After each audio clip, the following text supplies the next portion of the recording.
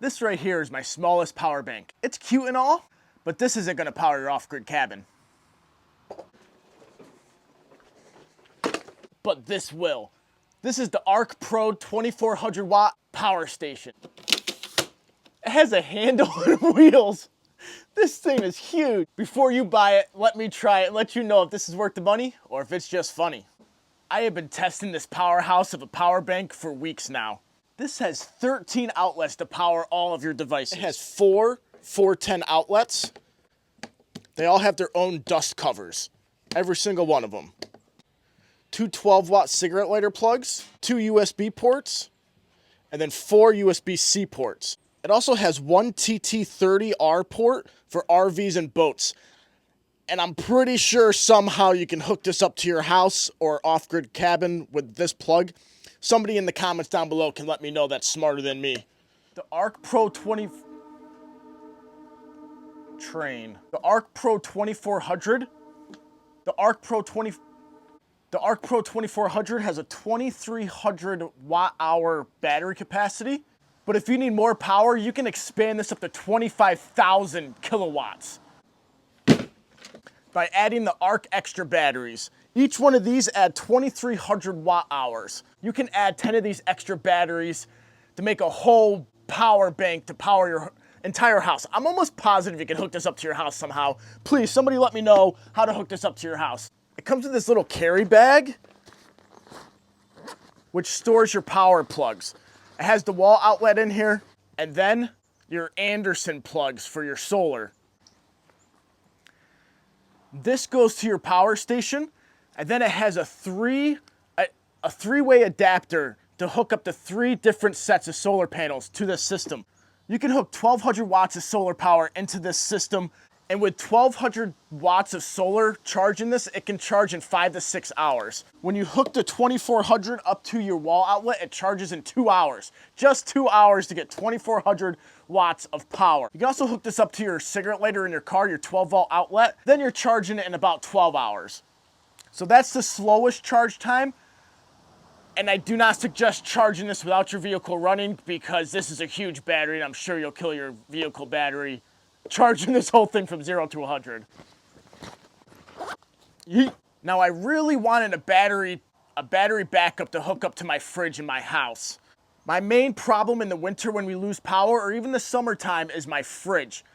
You have a lot of money in your fridge, especially nowadays with inflation. Groceries are expensive, so the last thing you want to do is waste groceries on power outages. So the first test I did of this battery system, I hooked it up to my fridge. I hooked it up to my fridge the first day. I didn't want to leave it overnight because the last thing I wanted to do in my testing was to have my fridge turn off in the middle of the night when me sleeping for the next 8 hours. So the first day I tested it for 15 hours. 13 hours, 24 minutes into it, we're down at 99%. This one's at 0. That's why we're at 99. We're only on this battery now. So for 13 hours, it went off of the extra battery. I've seen it use between 160 and over 300 watts. Let's see what happens if we unplug it. Okay. Unplugged. And now let's plug it in.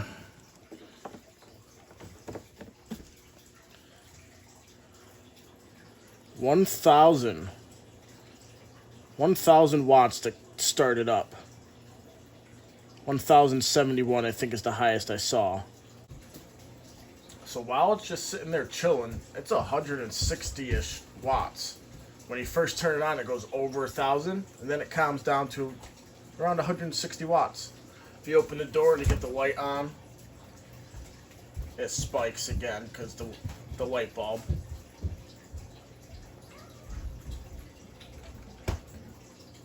Shut the door, goes back down. It ran for 15 hours straight. I didn't tell anybody in the house that I didn't have it hooked up to the wall. So they opened the fridge just like they normally did. So did I. I did not stop my normal activity with my fridge just because I had it hooked up to this. So the fridge was opening and closing all day. I have 2 kids. If you have kids, you know how they are with fridges. They're always constantly in them. And I didn't tell them not to be. For 15 hours the first day, I ran my fridge. I let it run for 15 hours. Still sitting at 84%. says 10 hours left. But I'm going to bed, and I'm not going to let it run all night. The second day ended up being a Sunday. Sunday is when I go grocery shopping. I had it power in the fridge all day that day. When I go grocery shopping, I leave the fridge open when I'm putting groceries away.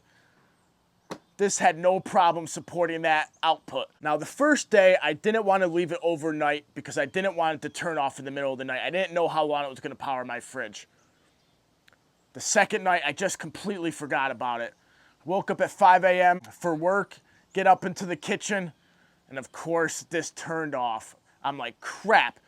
First, I checked the freezer. I opened the freezer. Everything was still frozen. Checked the fridge. Everything was still cold. At that point in time, my stopwatch was at 27 hours. So I'm going to conservatively guess that it ran for 24 hours and give it a 3-hour wiggle room. Even though everything was still frozen, everything was still cold, I'm going to say this powered my fridge for 24 hours. That's freaking awesome. A battery that can power your fridge for 24 hours. Now, they also claim that this is the only IP67 waterproof power station. This freaking water station can be submerged in water. They really wanted me to test that, but this thing cost $2,500, and I wasn't going to do that. I didn't want to put it in water. I let them do that.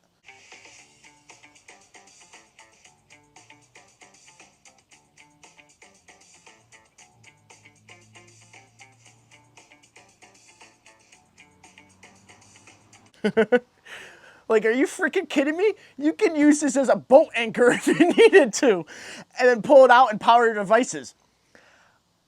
I don't know why you'd want to do that, but in flooded areas like New Orleans or other coastal areas that get flooded, this is a great way to have a backup power for your house. But I do like water testing, so I had to put this up against the SPAC water torture test. Right, guys? Last weekend, we went out camping. It was definitely our glampiest setup yet. I put 200 feet of patio lights around our whole campsite. Our campsite was lit up like crazy. I never pulled my headlamp out. I never had to. The whole campsite was lit up. It was so freaking cool to have lights around our whole campsite. It was so nice. I also brought a movie projector so we could watch a movie and a popcorn machine. We had fresh popped popcorn and we were watching a movie. At one point when we were just chilling around the fire watching a movie and popcorn, I forgot we were even in the middle of the woods. I packed everything up, put it in a canoe, traveled a mile up the river to this secluded campsite. We were having our drive-in movie experience in the middle of the woods. It was really nice, guys. Now, you don't need a power bank this big to do all that, but to power your off-grid cabin, to power your fridge in a power outage scenario, you might need something like this. So I had plans on doing my water test on this weekend. But last weekend, like I said, we took it out camping. We ended up getting 2 hours of heavy rain. And I just left it out in the rain. So instead of spraying it with the hose, Mother Nature took care of it.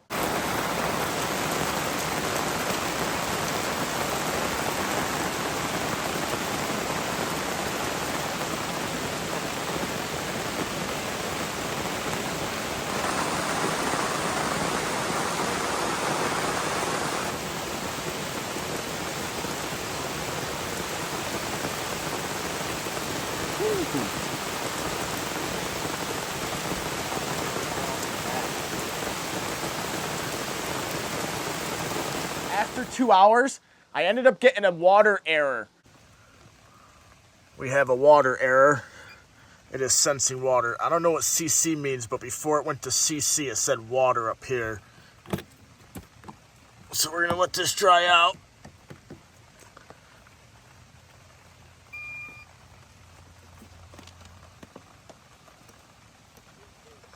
This one's going all funky. That's what it looks like. Error 1. And I think it was because of this plug. This top battery was picking up a water issue from this plug. So I disconnected the extra battery, and this one was just fine. Continued charging all my devices. I think the problem was the top battery with the water, because this one's back on. I just disconnected them, and then this one was able to get turned back on. This one's error went away too, so it might just be the plugs that are picking up the water. But it still works. On that trip, I powered a popcorn maker, a movie projector, 200 feet of LED lights. I charged all my devices. I charged my trolling motor twice, and I recharged my fridge that I brought with us 2 times. 2 times. And it still has plenty of battery. I haven't charged it since. But this had a water issue because of this plug. So let's plug it in together and see if that's good. See if it's dried out and took care of the problem. The 2400 watt, when it's fully charged, it says 100% battery. When you add this, it doubles to 200%.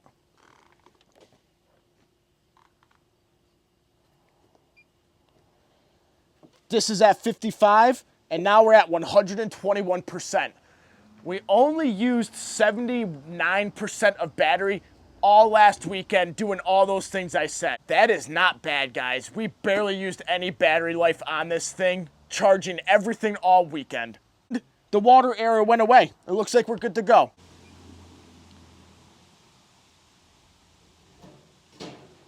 And then it has a flashing SOS signal too. Because one of their selling points is that it's for a boat. Now they do come with carry handles. Ugh. Rope carry handles, carabiner to the battery. This is probably the most convenient setup I've seen for carrying batteries.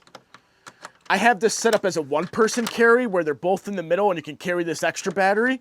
If you connect them to the sides, 2 people can carry this. 1 on either side, carry it in the middle of you, or 1 in the front, 1 in the back. The same with this bigger battery bank.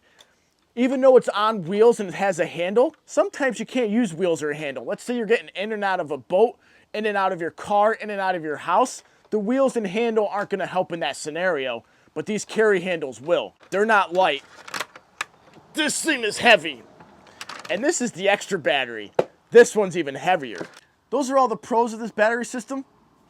Let's go over the only con I can think of. Its price. The main 2400 watt battery is $2,500. Generators aren't cheap, but they're loud. This one is completely silent. It does have fans for when it gets too hot, so it's not completely silent, but in terms of generators, this thing is quiet. If you want to add the extra battery to it, this is another $1,000. Is this battery system worth the money or is it just funny? Worth the money is up to you. If you want to spend that much money on a battery system like this, if you have needs for a battery system like this, like in the wintertime, I have a wood stove to heat and cook on.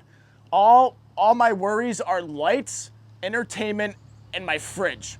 With this battery system, I have no worries now. I have heat, cooking, and now emergency power for my fridge. So yeah, I think it's worth the money. If you have the money and you want a big battery, definitely check this out. I'll leave a link in the description down below to this battery system. Thanks for joining me on this episode of Is It Worth the Money or Is It Just Funny? See you guys on the next one.